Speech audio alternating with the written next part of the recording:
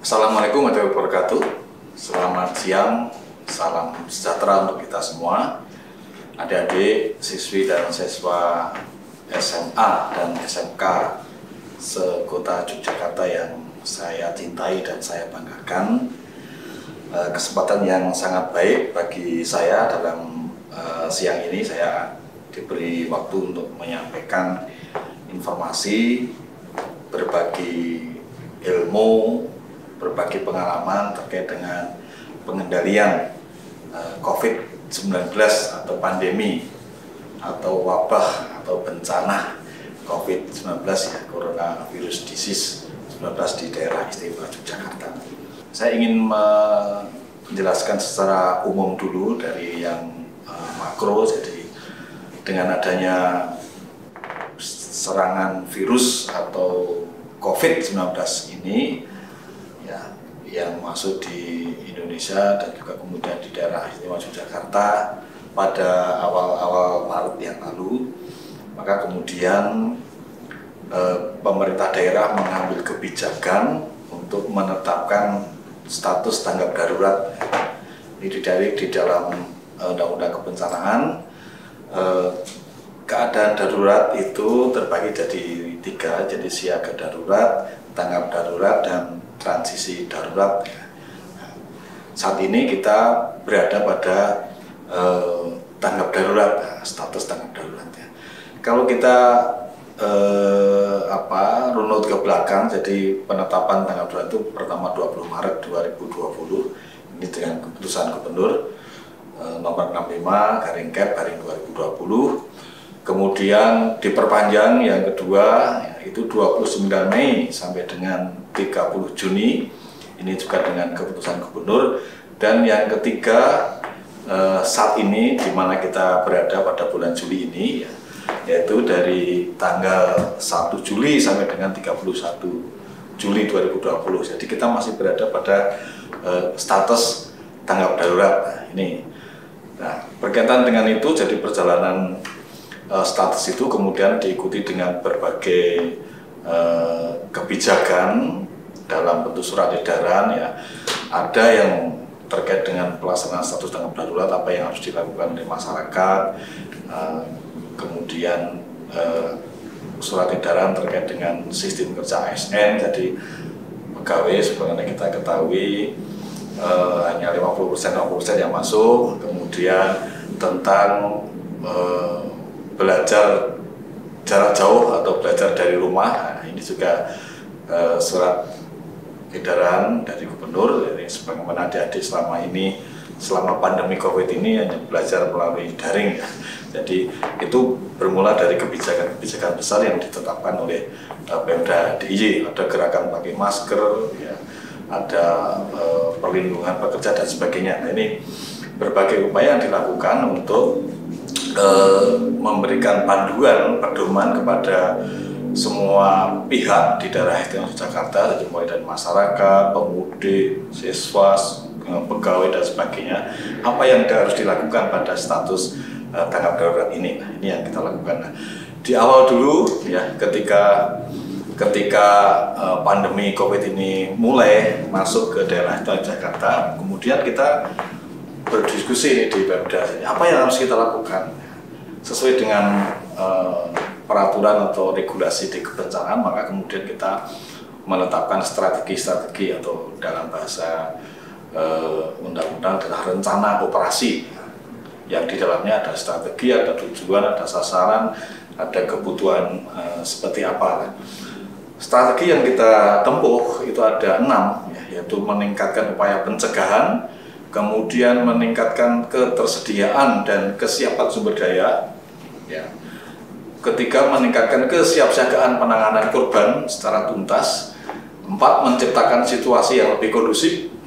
Kemudian kelima, menangani dampak baik sosial maupun ekonomi. Dan yang keenam, meningkatkan keterpaduan, keterbukaan informasi dan sebagainya. Jadi strategi itu satu sama lain saling terkait ya. Pencegahan dapat dilakukan dengan baik kalau didukung dengan sumber daya, baik itu sumber daya kesehatan, sumber daya untuk pencegahan, ya, sumber daya manusianya yang menangani pasien, menangani kasus dan sebagainya. Ini juga kemudian akan mempengaruhi kesiapsiagaan penanganan korban. Bagaimana kemudian kita tahu di awal-awal dulu sangat sulit untuk mendapatkan APD, ya, alat untuk pelindung diri bagi tenaga medis dan sebagainya, karena belum biasa pakai masker, belum biasa pakai face shield, ya, semuanya langka, jadi semuanya berebut untuk mendapatkan itu. Jadi memang ciri khas dari bencana ini karena menyerang semua daerah di Indonesia, semua provinsi, ya, sehingga kemudian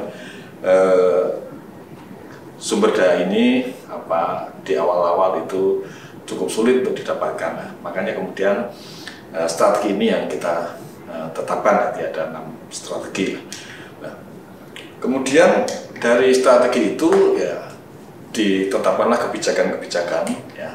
Jadi ada yang pertama saya sampaikan tujuannya dulu, ya. Jadi tujuan besarnya dari pengendalian penanganan COVID adalah bagaimana penyebaran COVID-19 itu bisa ditekan, jatuhnya korban dan dampak sosial ekonomi bagi warga masyarakat itu bisa terminimalisir, ya. Jadi penyebarannya, kemudian korbannya, kemudian dampak sosial ekonominya itu bisa terminimalisir. Jadi tujuan besarnya.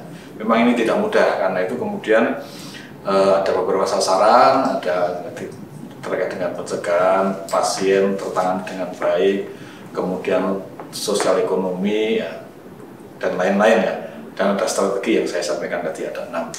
Itu terkait dengan strategi, dan kemudian ada kebijakan-kebijakan yang ditetapkan, ya. Antara lain nanti menetapkan status keadaan darurat, ya, sesuai dengan situasi, ya. Jadi karena situasinya masih terus terjadi sampai saat ini, maka tanggap darurat itu masih diperpanjang, ya, sampai tanggal 31 Juli. Kemudian melakukan tindak pencegahan yang lebih tegas dan intensif. Nah, ini kita lakukan, ya, dengan yang sering ada didengar semua, ada pemeriksaan di pintu-pintu masuk wilayah DIY pada saat itu, ada patroli untuk memastikan masyarakat melaksanakan protokol-protokol kesehatan. Kemudian juga melakukan pembersihan di tempat-tempat umum, tempat-tempat yang memang itu rentan untuk penularan, dari rumah sakit, puskesmas, tempat-tempat orang berkumpul di awal-awal dulu. Kemudian juga pembatasan pengumpulan massa. Ini di awal-awal dulu proses ini dilakukan agar supaya penularan tidak terjadi. Jadi kalau ada massa yang berkumpul, kemudian ada patroli dan dibubarkan, itu sebenarnya bukan kita ingin atau kita ingin agar tidak ada interaksi sosial di antara kita atau di antara masyarakat, di antara siswa misalnya, tetapi itu semua karena kondisi status darurat itu, sehingga kemudian itu perlu dicegah agar supaya tidak terjadi penularan. Kemudian menyiapkan personel, peralatan, anggaran, ya, untuk itu, ya. Kemudian memastikan segala kebutuhan tersedia untuk situasi akibat COVID ini, ya. Jadi baik itu bagi pasien, bagi masyarakat, isolasi dan sebagainya, itu bisa terpenuhi. Dan juga penanganan korban dengan cepat, akurat, dan tuntas. Ini beberapa kebijakan yang dilakukan. Kemudian kalau kita lihat, kalau ada di semua, jadi data di DIY, jadi perkembangan COVID DIY memang relatif, ya, kita bersyukur bisa terkendali. Jadi dalam kurun waktu antara Maret sampai dengan Juli sekarang ini, ya, relatif terkendali jumlahnya, jadi hanya sampai maksimal 10, ya. Bahkan di akhir-akhir ini juga terjadi hal yang baik karena tidak ada tambahan kasus misalnya. Tapi kalau kita lihat di seluruh di DIY pada kurun waktu dari Maret sampai sekarang, akumulasinya misalnya, ya, kita ada 313, ya, misalnya. Kemudian ada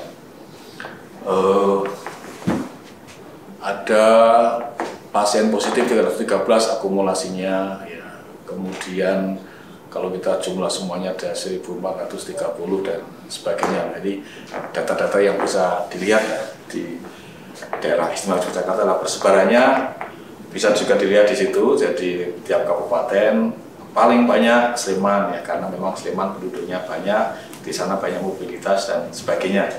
Sehingga kemudian banyak terjadi di situ. Dan kalau ada ingat, ada beberapa klaster yang terjadi di DIY, ya, ada klaster jemaah tabligh, ada klaster gereja, ada klaster induk grosir yang paling besar, ada klaster penjual ikan. Nanti klaster itu artinya bahwa ada orang yang tersebar, terpapar, terkena, kemudian dia menularkan itu kepada orang-orang yang kontak dengan dia. Seperti induk grosir banyak yang terkena karena memang banyak pembeli di sana. Nah, itulah yang kemudian muncul apa yang disebut dengan klaster. Kemudian kalau kita cermati ya situasinya, jadi kita ada ketidakpastian. Dari sampai sekarang pun pertanyaan kapan sih, ya, kapan virus itu akan hilang dari dunia, dari Indonesia atau dari Yogyakarta, kita juga belum bisa memastikan karena banyak faktor yang mempengaruhi. Jadi ada ketidakpastian. Kemudian karakteristik dari pandemi COVID ini atau bencana non alam COVID ini adalah sangat kompleks masalahnya, rumit dan multidimensi. Jadi semua sektor terkena ya. Sektor pendidikan terkena, jadi tidak bisa sekolah. Sektor wisata terkena, tidak ada wisatawan yang berkunjung di DIY di Yogyakarta sehingga hotel-hotel kosong, ya. Objek wisata juga tidak beroperasi, ya. Pusat-pusat perbelanjaan juga sepi. Itu dampak-dampaknya yang sangat kompleks, dan itu juga kemudian ikutannya banyak ya. Ketika wisatawan tidak ada, ya kemudian tadi hotel, perbelanjaan, restoran, kemudian rental mobil, kemudian objek wisata, penjual souvenir, mungkin juga tukang becak, taksi dan sebagainya itu terdampak.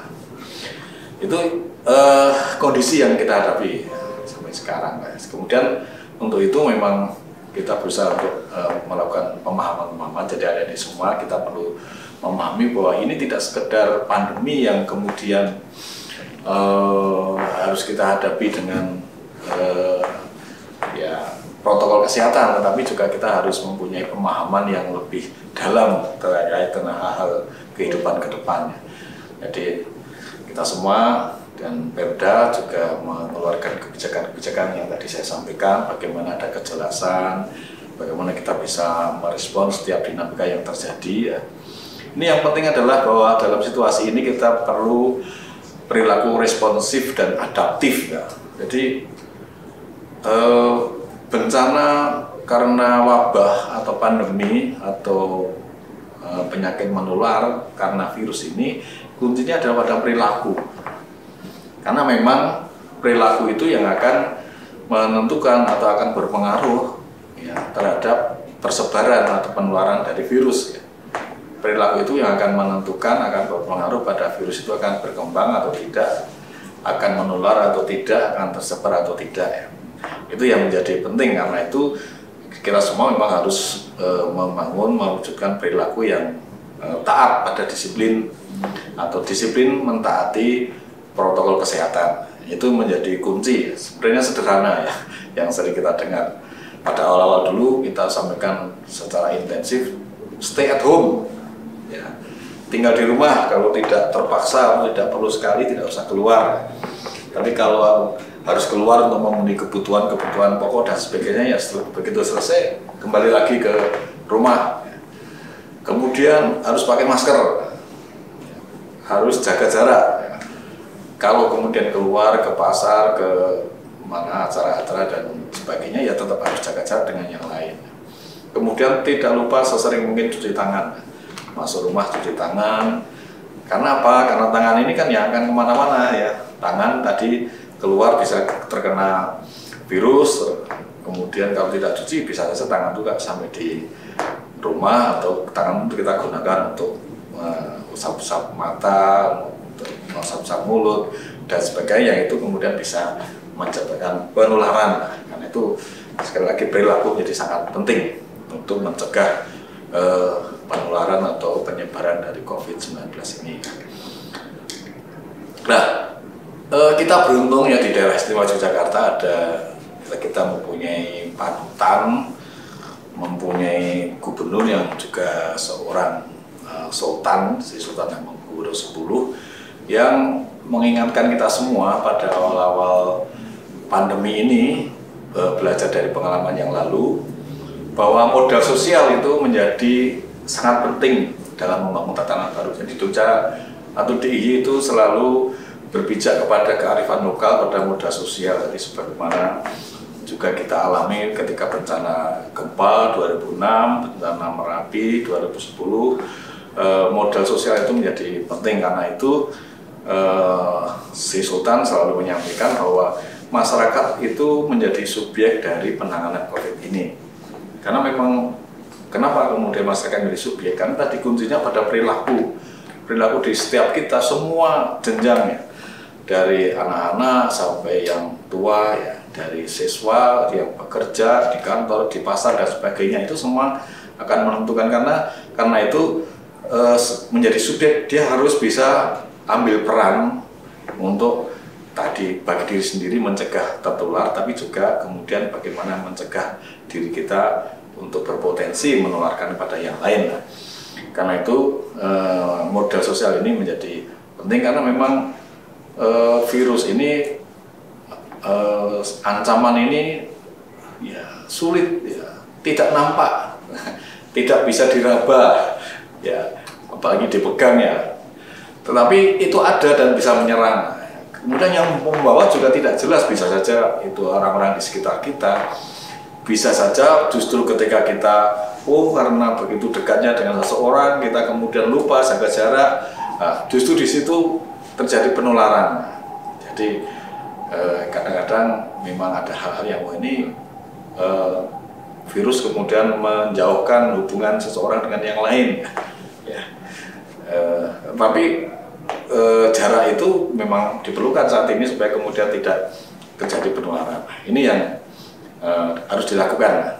Karena itu kita harus berdampingan dengan itu, dan supaya bisa berdampingan dengan virus itu, yang kita lakukan adalah tadi sekali lagi pakai masker, jaga jarak, diam di rumah, kalau tidak perlu tidak keluar, jauhi kerumunan. Nah, ini kerumunan itu kan juga sesuatu yang sangat dekat dengan anak-anak muda ya. Jadi anak-anak muda dari semua kan suka berkumpul, suka kongko-kongko ya, kalau belajar ya belajar bersama rame-rame, mungkin juga berwisata bareng-bareng rame-rame. Tapi dalam situasi kondisi seperti ini, hal itu menjadi sesuatu yang jangan dilakukan dulu, ya. Jangan dilakukan dulu. Tetap protokol kesehatan harus kita taati. Ya, kita tahu memang yang di rumah sakit masih banyak. Kalau DIY bersyukur kita tidak banyak, dalam arti yang dirawat hanya kurang dari separuh, ya, bahkan sekarang sekitar sepertiga dari kapasitas tempat tidur atau kapasitas rumah sakit untuk melayani itu. Berbeda dengan Jawa Timur, ya, adik-adik semua membaca berita sana sampai kekurangan tempat tidur, rumah sakit penuh, sehingga kemudian harus digeser ke daerah-daerah yang lain, harus membangun rumah sakit lapangan dan sebagainya. Nah, itu karena memang kasusnya atau korbannya banyak, sehingga kemudian daya tampung rumah sakit menjadi tidak memadai. Ini yang itu kondisi itu masih ada di Jogja, sehingga kita berharap itu tidak terjadi di daerah istimewa Yogyakarta. Jadi semoga kasusnya turun, dan kita berupaya untuk mencegah itu dengan partisipasi semua pihak, ya, untuk menerapkan protokol dan SOP di semua bidang. Kalau tidak, ya akan terjadi problem baru, akan terjadi lonjakan baru, atau dalam bahasa modernnya outbreak, ya, kasus-kasus baru. Nah, ini yang harus kita cegah supaya kemudian di DIY tidak terjadi. Nah, di dalam upaya kita untuk menuju ini, sekarang kita sudah tanggap darurat fase yang ketiga atau periode yang ketiga, dan sekarang kita memasuki masa-masa untuk juga melakukan persiapan-persiapan menuju pada new normal, atau dalam bahasa yang lain masyarakat yang produktif dan aman COVID. Jadi kita tetap produktif tetapi aman. Ya, bagaimana UMKM tetap bisa produksi tetapi kondisi yang aman. Ya. Bagaimana hotel bisa mulai beroperasi, uji coba operasi tetapi tetap aman. Bagaimana pusat perbelanjaan mulai buka tetapi tetap aman. Termasuk juga yang lain. Aman ini bisa dicapai atau bisa diwujudkan kalau semua itu tadi menerapkan protokol kesehatan. Ini yang paling utama kemudian adalah bagaimana mengubah cara hidup kita semua. Kalau biasanya begitu keluar ya langsung keluar, tidak usah pakai masker. Sekarang berbeda, kita harus keluar. Begitu pulang cuci tangan, termasuk juga adik-adik semua di dalam beraktivitas. Ini yang harus kita lakukan. Kemudian ada syarat-syarat ya. Jadi syarat-syarat ini mungkin adik-adik bertanya, Jogja kok masih status tanggap darurat? Jadi Jogja kok masih diperpanjang sampai 31 ini, setelah kita sudah nggak betah nih akan melakukan aktivitas, akan ke sekolah dan sebagainya. Sekarang PPDB juga daring misalnya, jadi lebih sulit hidup kayaknya. Tapi itu yang harus kita lalui. Jadi untuk menuju pada masyarakat yang produktif dan aman, ada beberapa syarat yang harus kita penuhi ya. Jadi penularan yang pertama, penularan COVID itu bisa dikendalikan. Nah, kita beruntung saat ini bisa dikendalikan karena memang tadi 0, 2, 3, 5, 0, nah itu di DIY, jadi dibandingkan dengan yang lain. Nah. Kemudian kapasitas sistem kesehatan bisa memadai, ada isolasi, ada pemeriksaan yang masif, yang massal. Jadi kita tahu akhir-akhir ini Pemda provinsi dan kabupaten melakukan pemeriksaan swab ya, atau PCR, rapid test juga massal di pasar-pasar, di Malioboro beberapa waktu yang lalu, di mall ya, dan juga di tempat-tempat di mana banyak masyarakat berkerumun. Nah, itu untuk kita menemukan kasus-kasus itu ya. Upaya-upaya itu semakin masif. Kalau kemudian kasus yang ditemukan sedikit, itu berarti memang transmisi di daerah kita bisa kita kendalikan. Kemudian juga penerapan protokol itu harus kita lakukan. Jadi ketika objek wisata akan mulai uji coba operasional, maka di situ harus dicek, dievaluasi bagaimana dengan SOP-nya, sudah ada belum, standar operating prosedur atau bagaimana prosedur untuk memasuki objek-objek wisata itu. Fasilitas-fasilitas yang diperlukan atau sumber daya yang diperlukan, ada cuci tangan, mungkin termogan, tanda-tanda rambu-rambu yang mengatur arus orang, nah, kemana boleh, kemana tidak boleh, ya, jaraknya seperti apa, ya itu harus ada ya. Kemudian juga ketentuan rambu-rambu atau tanda-tanda harus pakai masker misalnya dan sebagainya.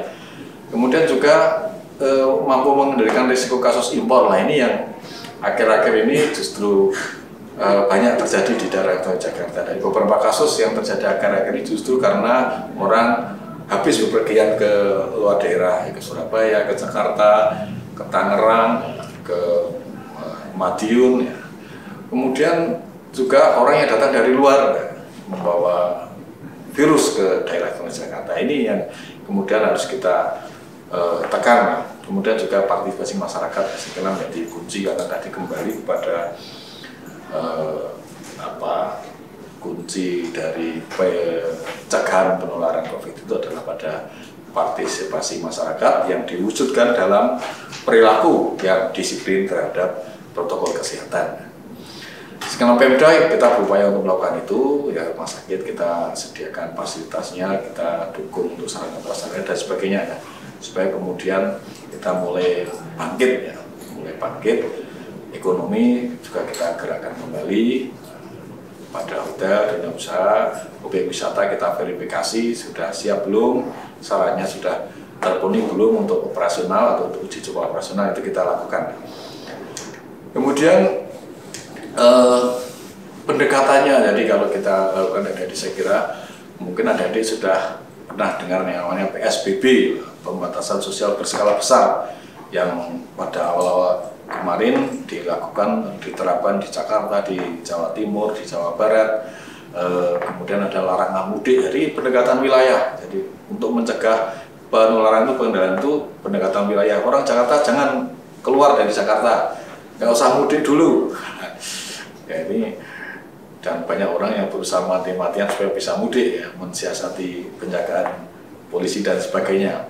Karena memang ada larangan mudik, pendekatan wilayah. Kalau di DIY sejak awal kita melakukan yang namanya pembatasan di dusun dan kampung. Jadi kita tahu di awal-awal Maret ya itu banyak gang-gang yang kemudian ditutup, yang biasanya 3 jalan pintu masuk, yang 2 ditutup sehingga tinggal 1, dan di situ ada pemeriksaan, ada penjagaan supaya lalu lintas orang di situ terdata. Jangan sampai ada orang luar yang masuk tanpa diketahui dari mana, kondisinya sehat atau tidak. Itu pendekatan yang kita lakukan, yaitu desa dan kampung, atau sekarang mungkin dengan Satgas Covid Desa atau Desa Kelurahan Tangguh Covid, ya, Des Katafit. Nah, ini upaya kita untuk memproteksi, untuk memberdayakan masyarakat di tingkat desa dan kelurahan atau kampung yang kemudian sadar tentang perannya untuk melindungi warga masyarakatnya dari paparan virus corona, virus COVID ini atau virus corona inilah. Dan sekarang ini pada fase-fase awal menuju kita pada era masyarakat produktif dan aman atau new normal yang sering kita sebut, maka pendekatan yang paling penting adalah individu. Karena masing-masing kita, aparat itu jumlahnya berapa ya? Kalau harus mengawasi 3,8 juta penduduk DIY, ya kita tidak akan mampu melakukan itu. Dan kehidupan orang itu kan 24 jam. Perilaku orang itu kan 24 jam dari pagi sampai sore. Penyebaran itu bisa dilakukan pada setiap jam ketika melanggar protokol, ya. Bisa dilakukan di mana saja ketika tidak menerapkan protokol kesehatan. Makanya kesadaran individu menjadi penting, ya. Individu atau setiap kita menjadi subjek, adik-adik juga menjadi subjek, menjadi pelaku-pelaku, menjadi aktor-aktor, ya, yang sangat penting di dalam ikut mendukung upaya-upaya untuk pengendalian pencegahan itu, ya, melalui perilaku yang tadi menerapkan protokol itu. Karena itu kalau belum paham, belum mengetahui banyak tentang ini, bisa saja bertanya di BPBD, di Dinas Kesehatan, atau mungkin cari di Google apa yang harus saya lakukan, apa yang harus saya hindari ketika akan beraktivitas, ya. Itu bisa dicari di sana, bisa di searching untuk kemudian yang jauh lebih penting adalah kemudian bisa kita terapkan dalam kehidupan kita. Jadi kita tahu dengan semakin terbukanya ekonomi aktivitas masyarakat, ya, dengan mulai uji coba operasional tadi objek wisata, hotel, pusat perbelanjaan dan sebagainya, artinya apa? Artinya bahwa perjalanan orang akan semakin banyak, semakin meningkat frekuensinya. Karena itu juga harus ada pengaturan, harus ada kesadaran dari pelaku-pelaku perjalanan itu. Memang gugus tugas ada surat edaran tentang bagaimana persyaratan itu dan kriterianya, itu bisa dilihat di SE gugus tugas nomor 7 tahun 2020 dan juga nomor 9 tahun 2020. Ini kriteria dan syarat perjalanan, ya, kalau adik-adik mau menempuh perjalanan atau mungkin ada anggota keluarga yang akan menempuh perjalanan dari Jogja ke luar, atau ada saudara di luar daerah mau luar negeri mau ke Jogja, ini saya mau masuk ke Jogja nih, bagaimana syaratnya, bagaimana kriterianya, bisa dilihat di situ. Yang pertama tentu harus mempunyai surat keterangan bebas COVID, melalui rapid test atau melalui swab, ya.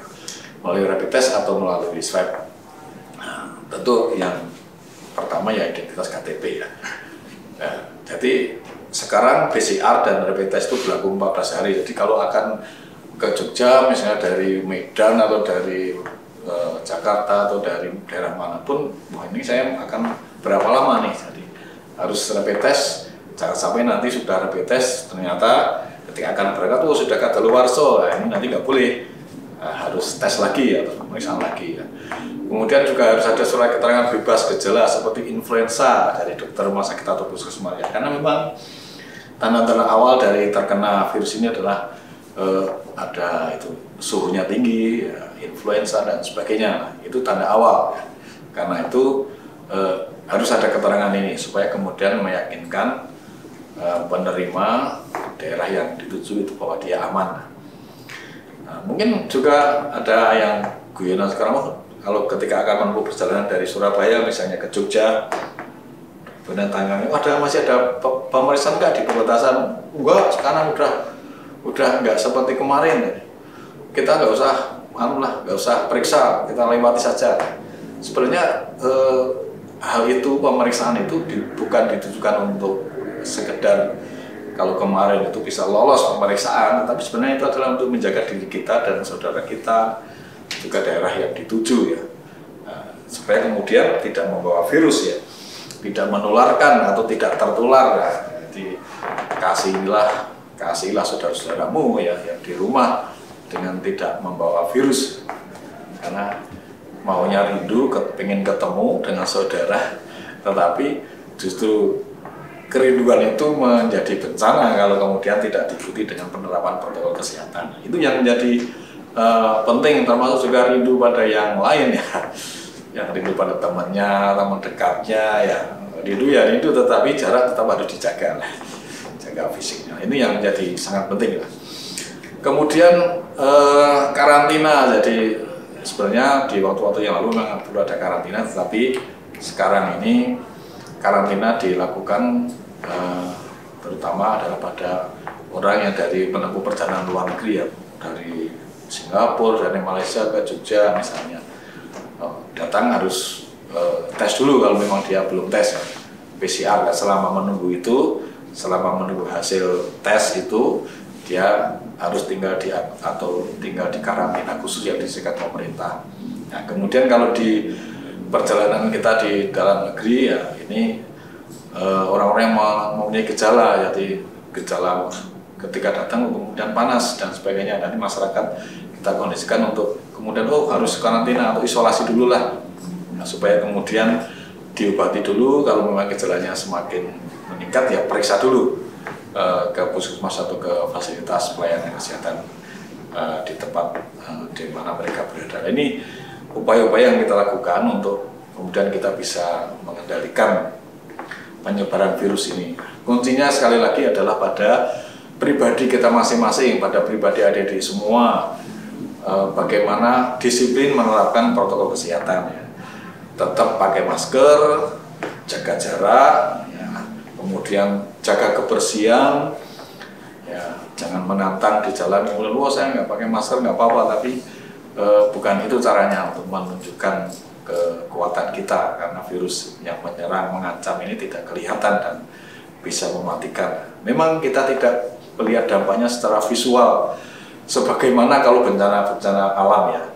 Gempa dulu misalnya kita lihat orang-orang pada patah kaki, patah tangan, darah di mana-mana, rumah roboh, berserakan, jembatan ambruk dan sebagainya. Itu kita tidak lihat.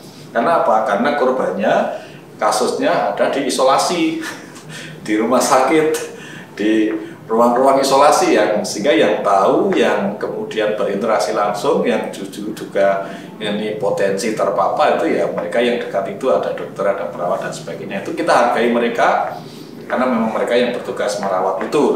Tapi kita yang ada di luar tentu tidak tahu kondisi itu. Kita hanya tahu kalau ada yang meninggal dan sebagainya. Itu dampak dari inilah. Karena itu kesadaran ini menjadi penting, jadi tidak jangan sampai kita menjadi orang yang harus diisolasi, harus dirawat, dan tidak boleh berhubungan dengan siapapun sebelum sembuh atau sebelum tes dan hasilnya itu negatif. Ini yang karena itu sekali lagi tadi jaga jarak, pakai masker, cuci tangan, untuk menerapkan gaya hidup sehat supaya kita mempunyai stamina yang kuat, mempunyai kekebalan imunitas yang kuat dan tidak mudah terserang virus. Saya kira itu yang bisa saya sampaikan terkait dengan apa yang harus kita lakukan untuk pengendalian penyebaran virus Semoga adik-adik semua ini bisa menambah wawasan terkait dengan hal-hal yang baru kita hadapi sekarang ini ya. Terima kasih, ada kurang lebihnya saya mohon maaf. Saya akhiri, selamat siang. Wassalamualaikum warahmatullahi wabarakatuh.